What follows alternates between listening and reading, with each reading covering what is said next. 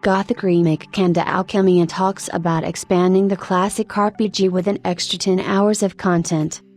Nearly 5 years after the Gothic Remake playable teaser was released on Steam, I watched a detailed presentation of the project at Gamescom 2024, followed by an in-depth QandA with the developers at Alkimia Interactive.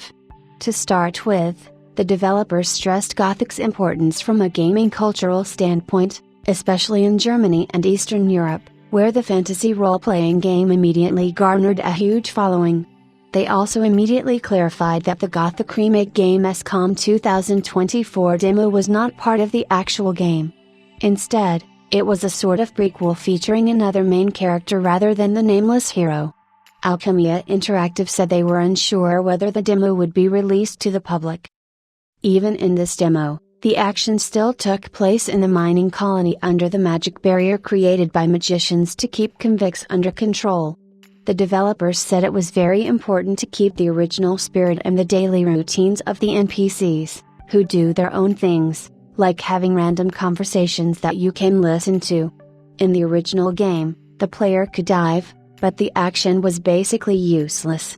In the Gothic Remake, the developers wanted to make this more meaningful, so players can now find loot inside sunken chests. For instance, at the very beginning of the demo, enterprising players can find a sword underwater.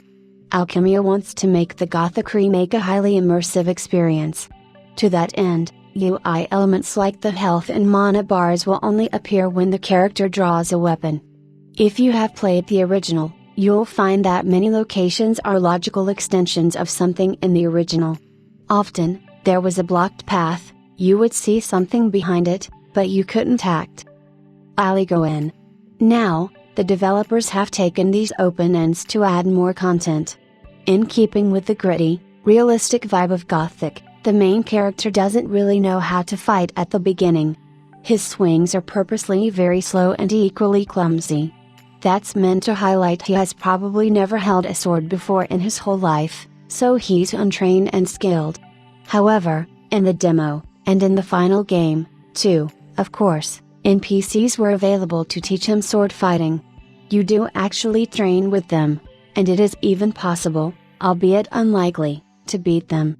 On a high level, this is one of the important aspects of the world of Gothic. Everything is communicated to you either visually or through conversations, so you don't have to look abstractly at your skill tree, you can just look at your character and see that he's getting better. Cooking was available in the original, but in the Gothic Remake, you can fry multiple pieces of meat at once. You don't have to do it one after the other. Also, if you find more recipes, you can even cook some more sophisticated dishes and sell them or eat them to get some more health points back. Another example is that you can count the number of arrows you've got left by just looking at the quiver. Interestingly, most NPCs you fight against won't instantly kill you. They're instead only interested in asserting their dominance in the prison colony and they let you leave after they've won. Another peculiarity is that in the quest log, there won't be any separation between main quests and secondary quests. I also learned from composer Kai Rosenkrantz that the music in the original Gothic was only 25 minutes, maybe 30 minutes long, but it was composed out of building blocks that could be rearranged and shuffled around, which made it less repetitive. Still, there was only so much trickery that could be done that way. The remake already has over 2 hours of music, including original melodies that are both variations and brand new ideas. Interestingly, Rosenkrantz said his daughter also wrote some music for the remake, so this was a collaborative thing. In the original game, Rosenkrantz did the same while his father also worked on it, making it the second time the music is a multi-generational affair from the Rosenkrantz family. Overall, the Gothic Remake demo looked great, running smoothly on Unreal Engine 5. It looks fairly polished, too, even though the developers wouldn't open up on whether the game was close to launch. According to publisher THQ Nordic, it's supposed to be released by March 2025, although plans can always change. After the presentation, I quizzed Kai Rosenkrantz, Alkimia Interactive Director, Studio Head Reinhard Paulius, and Community Manager Timur Kodirev on various aspects of the game, from its longevity to the changes they've made to specific systems and questlines. Can you explore all the world from the get-go, or do you need to unlock something first? Kai Rosenkrantz, nothing is locked away from you, but some things are found behind a creature that is initially nearly impossible to defeat. Or maybe there is a closed gate, but when you find a transformation spell, you can't transform into a little bug to crawl around tunnels and go to places. It's not locked per se as a systematic lock, but it's blocked by in-world obstacles. Can you upgrade your weapons? Kai Rosenkrantz, you can, in the sense that you can forge your own weapons, and if you find more recipes for better weapons and better materials, you can go back to the blacksmith and forge a bigger weapon, which will look a bit fancier and stronger. Can you complete most quests in any order? Kai Rosenkrantz, yes. Some quests advance the main story, of course, but there are also secondary quests that affect it. The player can choose what they want to do and what is important to them. What's the level cap in the Gothic remake? Kai Rosenkrantz, the level cap will be 50. I wanted to ask about the game's length. I know you are adding some new areas and making new quests, so how much can we expect in terms of length?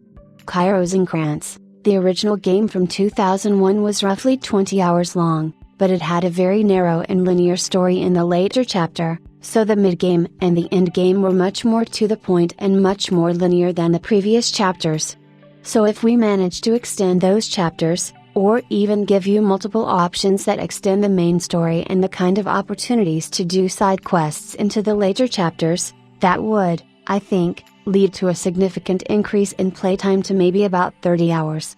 The idea is to entice players to play more than just one time so that they can see other outcomes and experience a different fighting style. I know the game runs on Unreal Engine 5, right? Are you using Lumen and Nanite? Kai Rosenkrantz, yes to both. Will it be possible to have the camera centered on the player character, rather than the player character being so offset to the left, as seen thus far? Timurkoti Rev, we weren't sure about the camera position, and in fact, we moved it to the side just a few weeks before Gamescom. But due to feedback starting with the trailer, we will for sure add options like locking the camera on the left or in the middle of the screen.